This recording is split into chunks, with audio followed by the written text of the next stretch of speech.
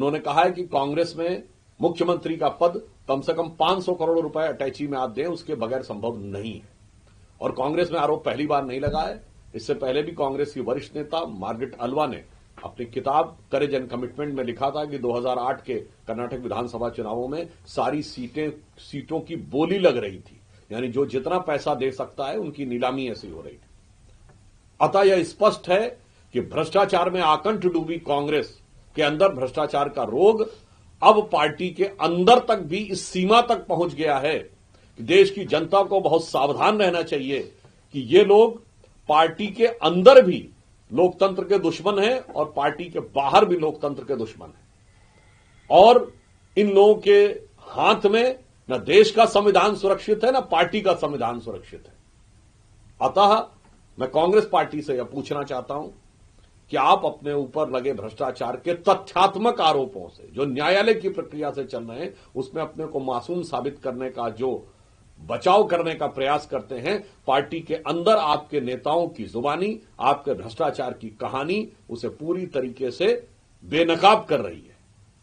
तो आप ये बताइए कि इस विषय के ऊपर आपका क्या कहना है, क्योंकि वहां तो आप सरकार पे आरोप लगाते, यहां तो आपके पार्टी के अंदर का आरोप है। एक ही तथ्य साफ है, भ्रष्टाचार और कांग्रेस एक ही सिक्के के दो पहलू हैं। विकास का विषय हो सरकार में या सीटों के बंटवारे का विषय हो संगठन में, दोनों में प्रथम आधार सिर्फ भ्रष्टाचार है कांग्रेस पार्टी के। भारत के स्वतंत्रता संग्राम की प्राण ऊर्जा कहे जाने वाले उद्घोष वंदे मातरम के 150 वर्ष पूर्ण होने पर कल संसद में इस विषय के ऊपर चर्चा होने जा रही है और माननीय प्रधानमंत्री जी का उद्बोधन भी सुनने को मिलेगा। देश बहुत उत्सुक है और रोमांचित है माननीय प्रधानमंत्री जी का उद्बोधन सुनने के लिए, और हम यह अपेक्षा करेंगे कि यह वह स्वर था जिसे क्रांतिकारियों से लेकर स्वतंत्रता संग्राम सेनानियों तक और भारत मां की बलिवेदी पर अपने प्राणों को न्यौछावर करने वाले तमाम सेनानियों तक ने भारत की स्वतंत्रता का मूल उद्घोष माना।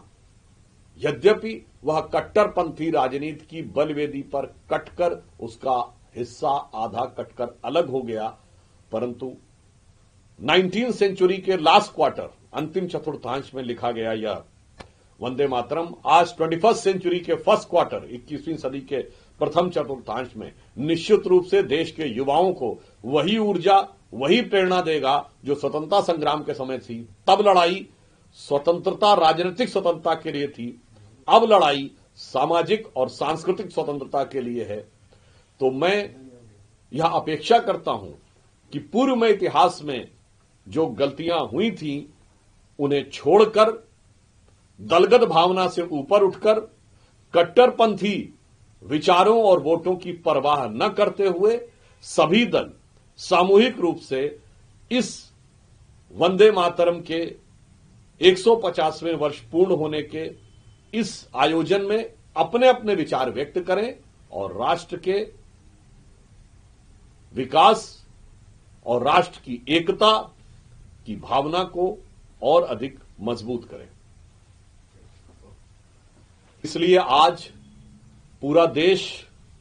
वंदे मातरम पर